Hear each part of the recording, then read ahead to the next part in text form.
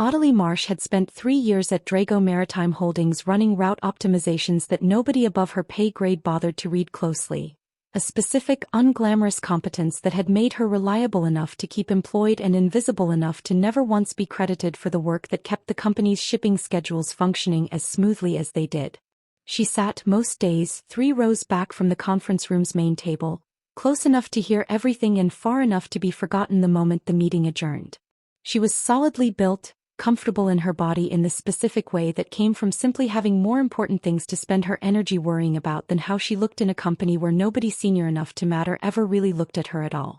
She'd built her 3 years around a quiet, methodical thoroughness, reading every clause of every contract twice, cross-referencing shipping routes against seasonal weather patterns nobody else bothered checking, the kind of careful, invisible labor that made the company's numbers look good without anyone particularly crediting her for making them that way.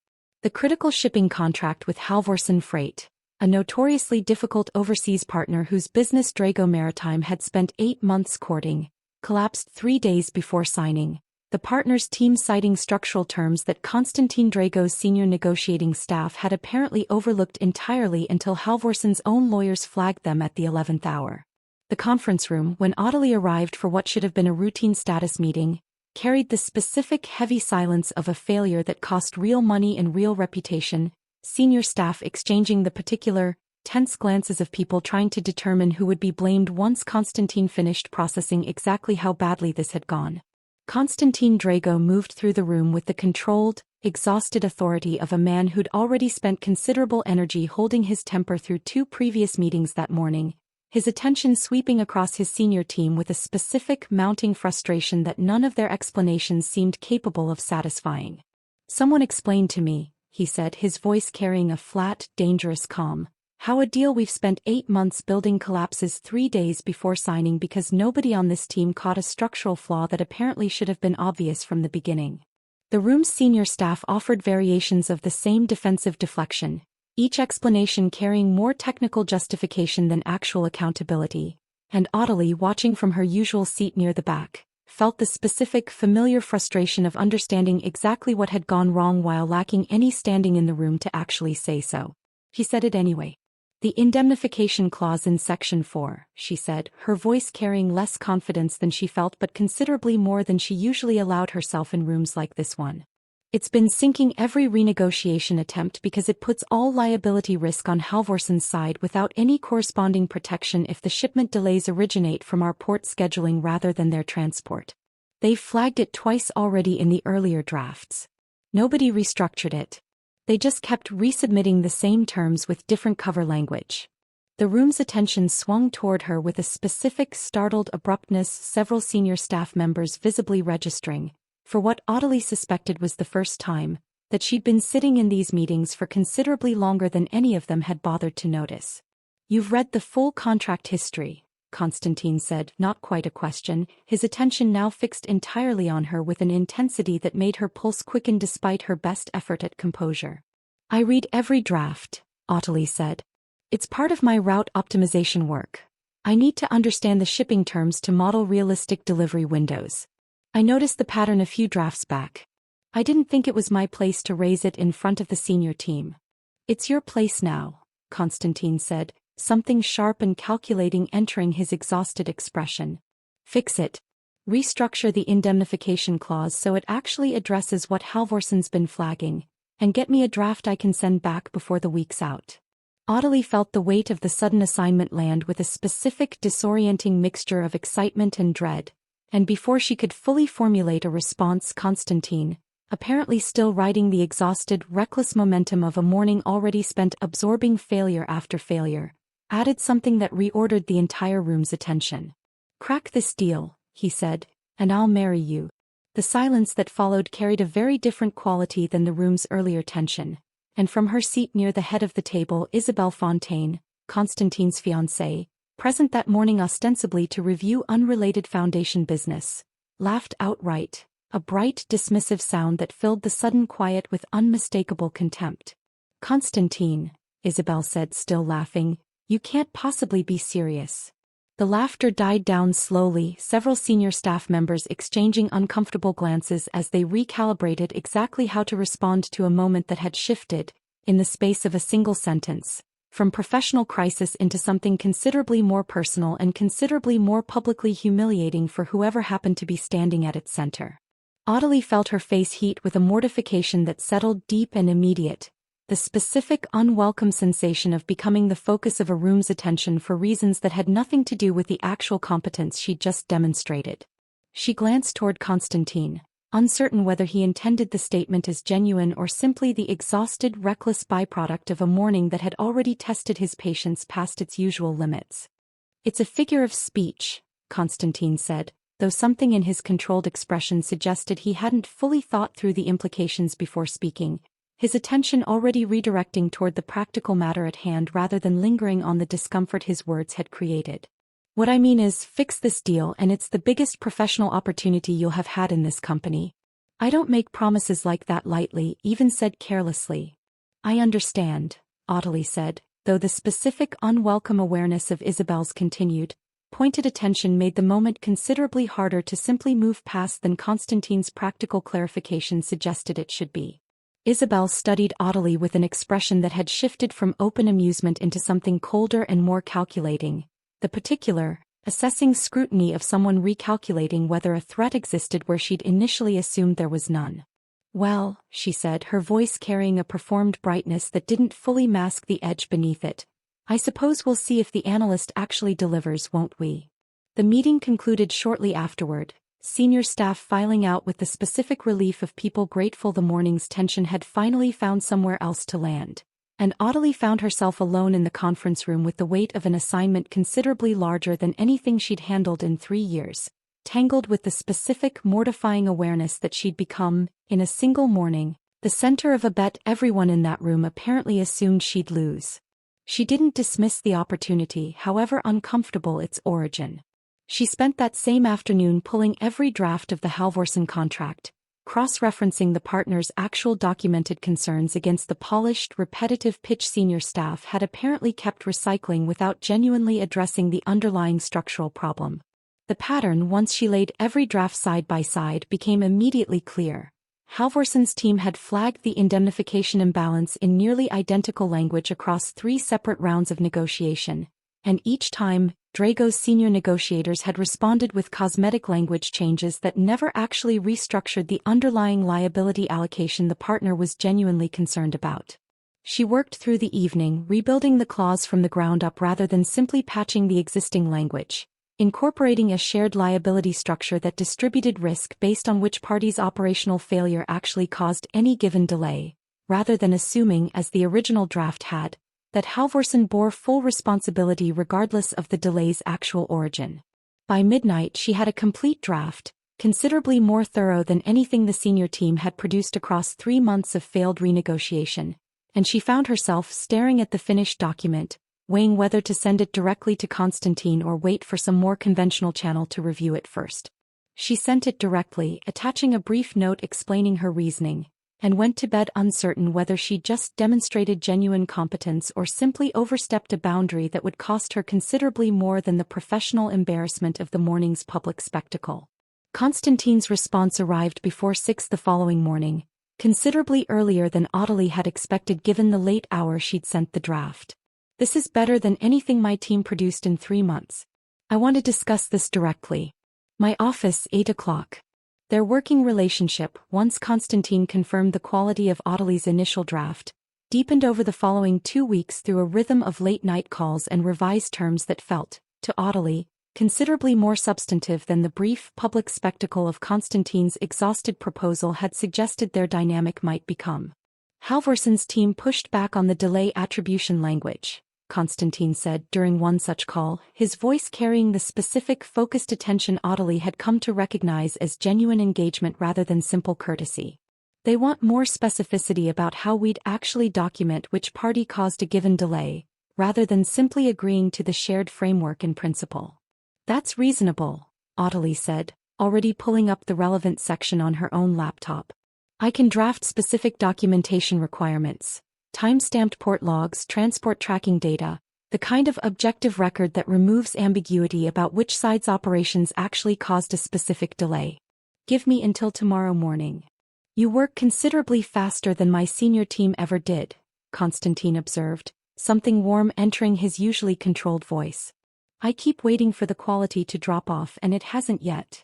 I've read every draft of every contract this company has produced for the past 3 years, Ottilie said. I know exactly which terms tend to cause problems, because I've watched them cause problems repeatedly without anyone senior enough to fix them properly ever bothering to look at the actual pattern. That's not simply diligence, Konstantin said.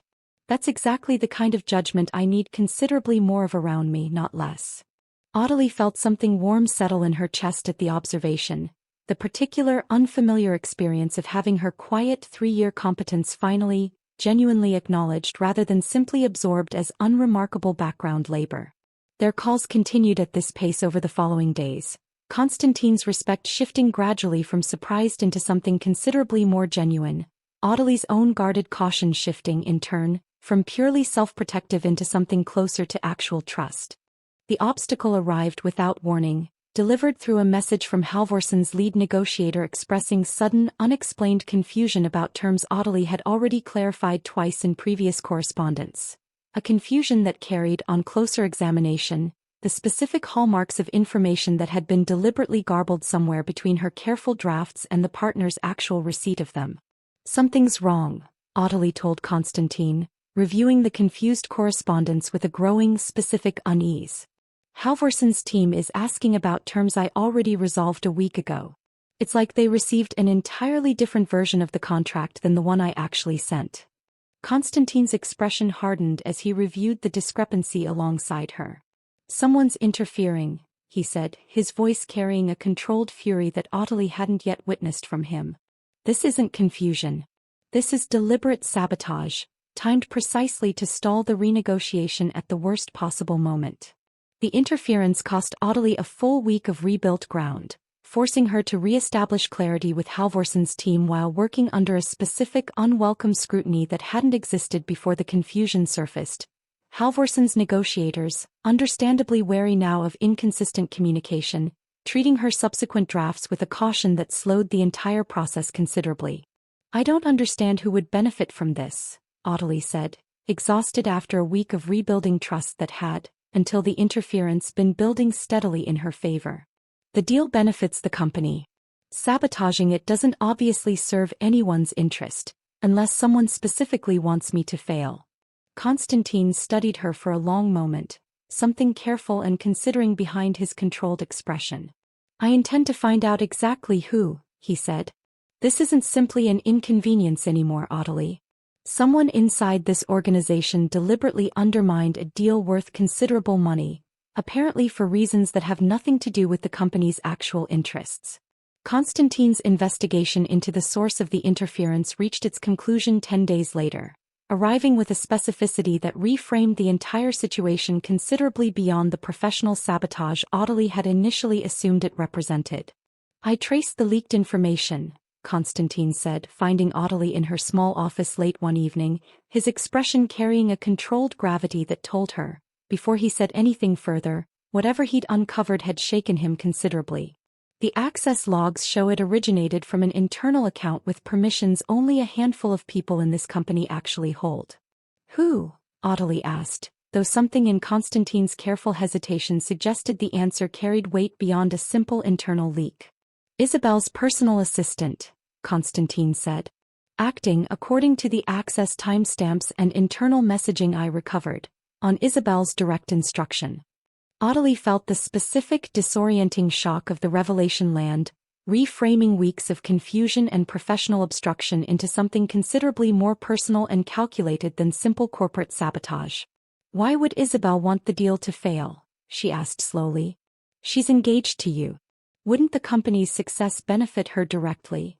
That's what I initially assumed too, Konstantin said, his voice carrying a rawness that suggested the investigation had cost him considerably more than simple professional concern.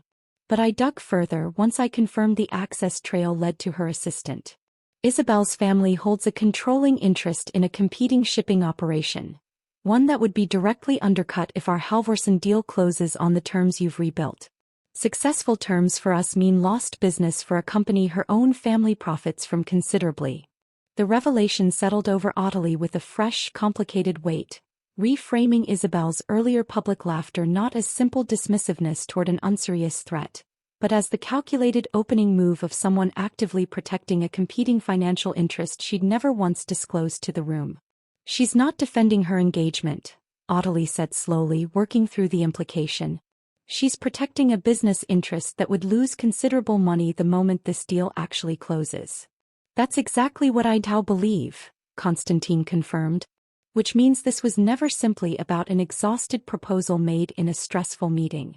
It's about a documented, deliberate sabotage of company business, conducted by someone I'm engaged to marry, for reasons she's never once been honest with me about. Ottilie studied him carefully, recognizing the specific weight of what he was now confronting. Not simply a business complication, but a genuine betrayal from someone he'd trusted with considerably more than professional confidence. "What do you intend to do with this?" she asked carefully. "I intend to confront her directly," Konstantin said, "with the full documentation. I won't let personal loyalty override evidence this clear, regardless of what it costs the engagement." His eyes met hers with a directness that carried considerable weight given everything they'd built together across the preceding weeks.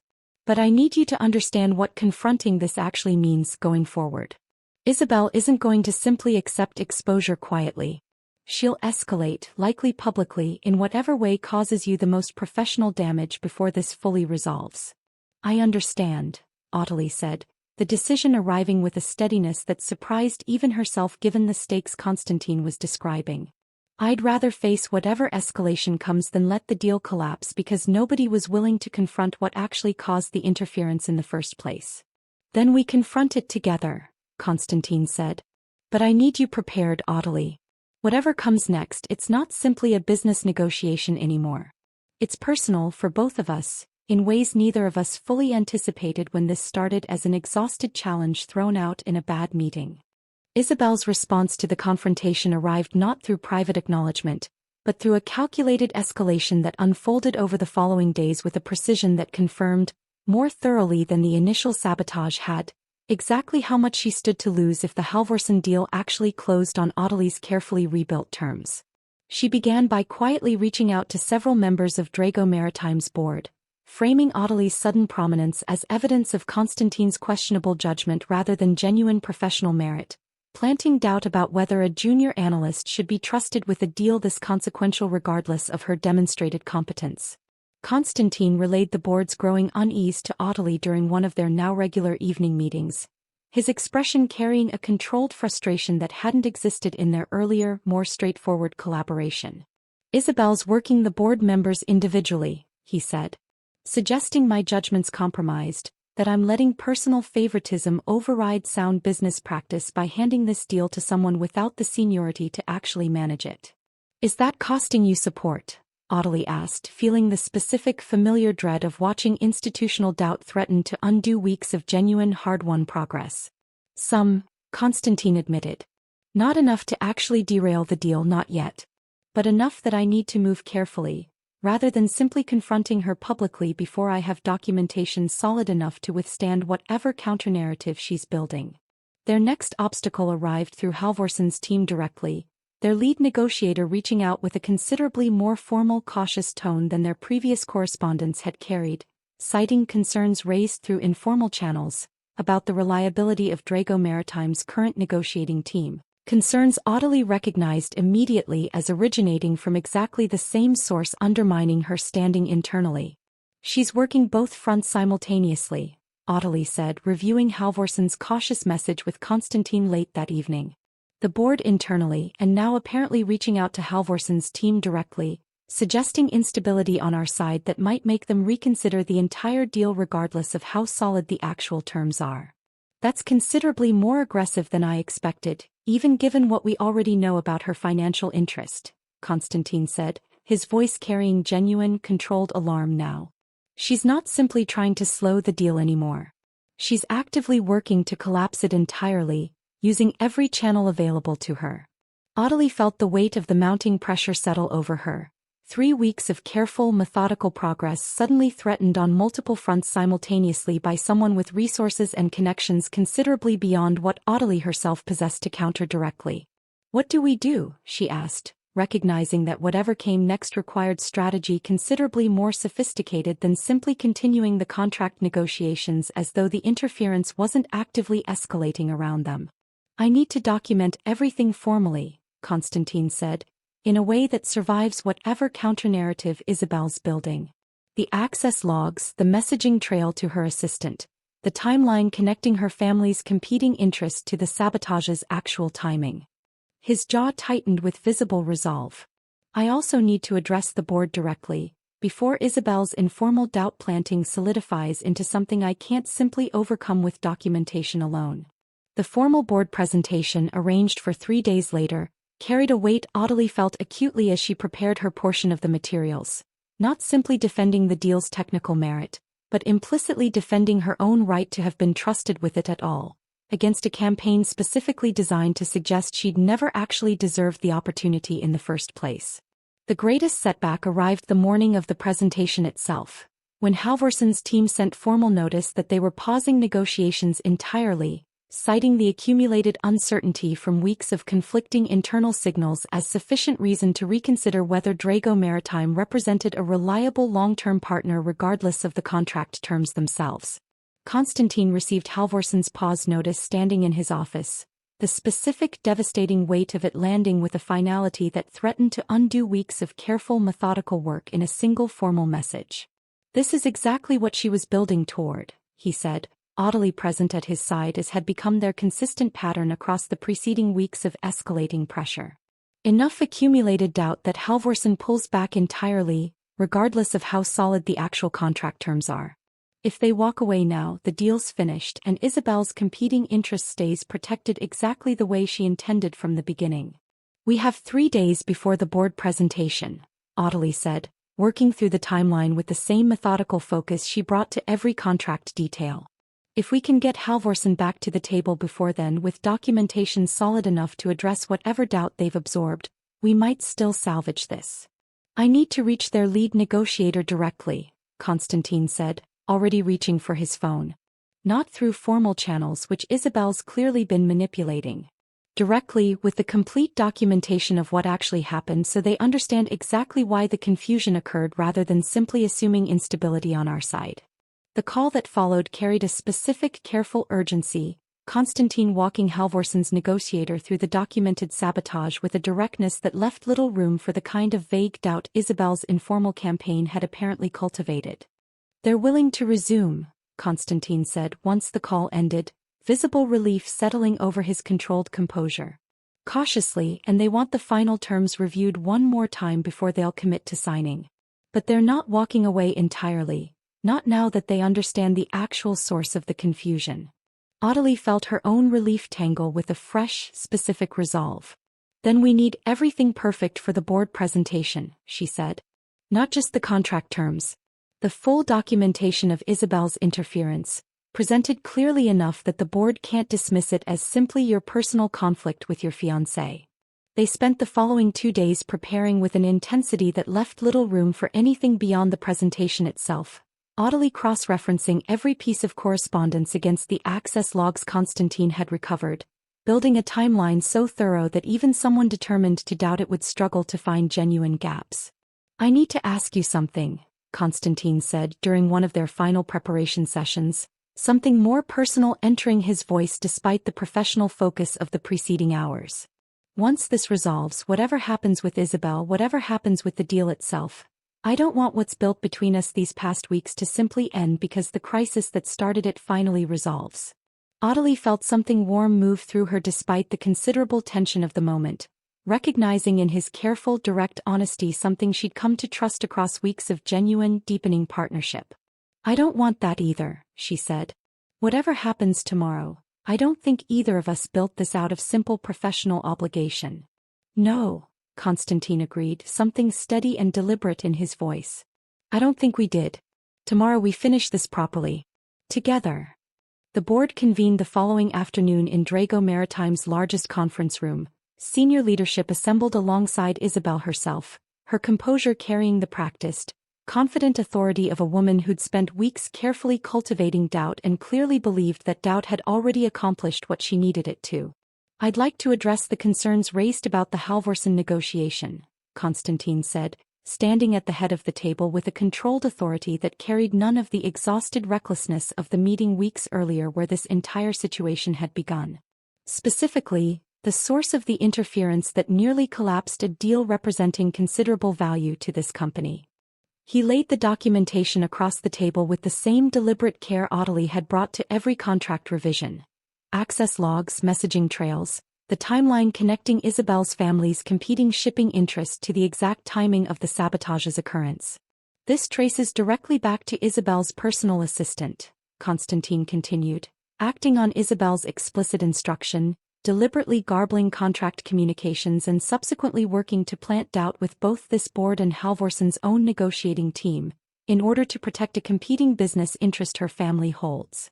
Isabel's composure flickered visibly as the assembled board members examined the documentation, several exchanging the particular, alarmed glances of people recognizing exactly how serious the accusation actually was.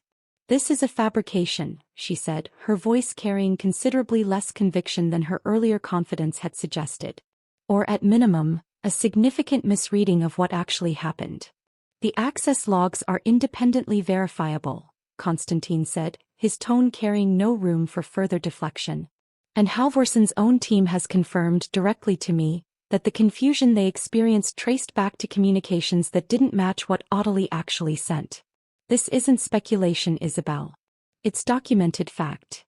The room's attention shifted entirely onto Isabel now, her carefully cultivated authority visibly collapsing under scrutiny. She clearly hadn't prepared to face this directly, in front of a board whose trust she'd spent weeks actively working to secure against exactly this kind of exposure. "What happens now?" Isabel said finally, her voice carrying genuine alarm for the first time since the confrontation began. Before Konstantin could answer, the conference room's door opened, admitting Halvorsen's lead negotiator present as arranged, to formally confirm the deal's terms in front of the assembled board. His arrival timed deliberately for exactly this moment, carrying a specific additional weight that Isabel's earlier campaign had clearly never anticipated surviving. "I want to confirm directly," the negotiator said, addressing the room with the particular authority of someone whose confirmation carried real external weight, "that the terms Ms. Marsh drafted are the ones that actually held up under our legal team's scrutiny. The confusion we experienced these past weeks traced back to communications we now understand didn't originate from her at all. We're prepared to sign on her terms today, if the board confirms Drago Maritime's internal stability." The room held a silence carrying genuine, devastating weight. Isabel's last remaining strategy, discrediting Ottilie publicly one final time, in front of an audience she'd assumed would side with institutional caution over a junior analyst's documented competence, collapsing entirely under the weight of Halvorsen's own direct, unambiguous confirmation. "The board confirms our stability," Konstantin said, his voice carrying a finality that left no remaining room for Isabel's earlier doubt-planting to matter. "And I'd like to formally recommend Ottilie Marsh's promotion to senior negotiator, effective immediately, given everything she's demonstrated across these past several weeks." The external conflict, Isabel's sabotage, her campaign to discredit Ottilie's standing, her attempt to collapse the deal entirely to protect a competing family interest, resolved itself the way conflicts resolved when documented truth, confirmed independently by the very partner Isabel had tried to manipulate, finally outweighed carefully cultivated doubt. What remained wasn't a question of the deal's survival anymore. It was only the quieter, harder question of what came next, for a company finally rid of interference built on hidden self-interest, and for a woman who'd walked into this story as invisible background staff and walked out of it as someone the entire room now understood, unmistakably, deserved every bit of the standing she'd fought to earn.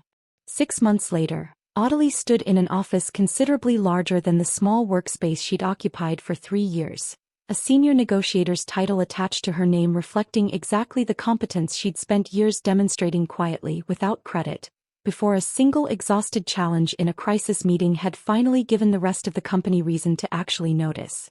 The Halvorsen deal had closed on her original terms, becoming, in the months since, one of Drago Maritime's most consistently profitable partnerships, and her subsequent work on 3 additional contracts had cemented her reputation as considerably more than the accidental beneficiary of a careless promise made in a bad meeting.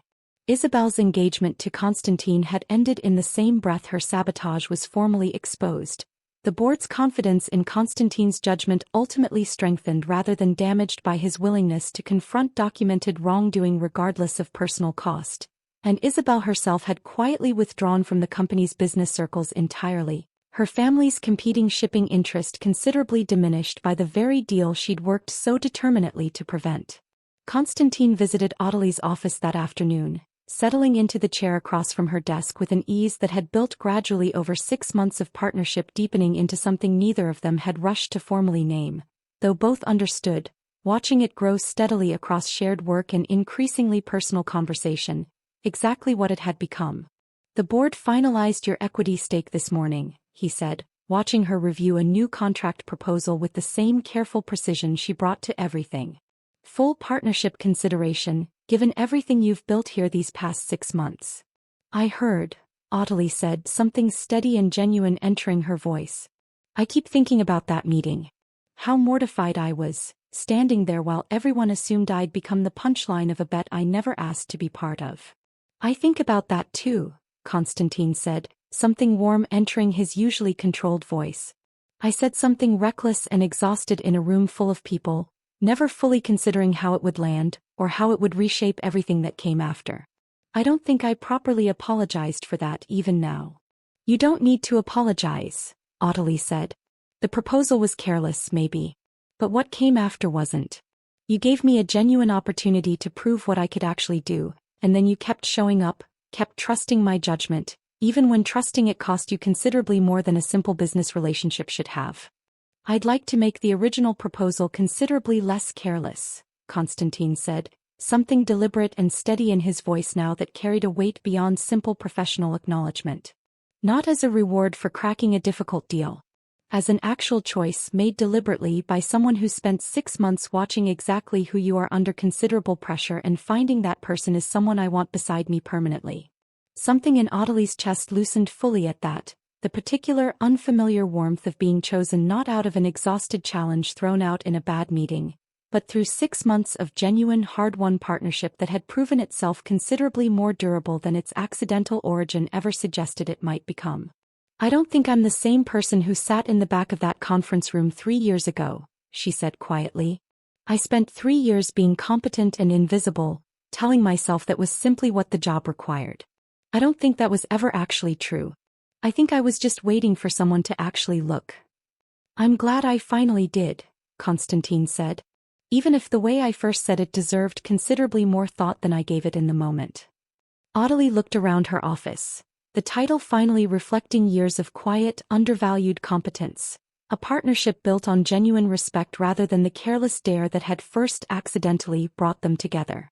She thought about the version of that meeting where Konstantin had simply thanked her for the technical insight and moved on, where Isabel's laughter had gone entirely unchallenged by anything beyond that single morning's embarrassment, where 3 years of invisible competence might have continued indefinitely without anyone ever bothering to notice its actual value. That version had been the only one she'd expected, right up until an exhausted, careless promise had somehow, against every reasonable expectation, become genuine. If a careless challenge thrown out in a moment of exhaustion ended up revealing exactly what you were capable of, would you have let it stay a joke or proven the way Ottilie did that some dares deserve to become real? Thank you for reading. If Ottilie's story stayed with you, there are more waiting.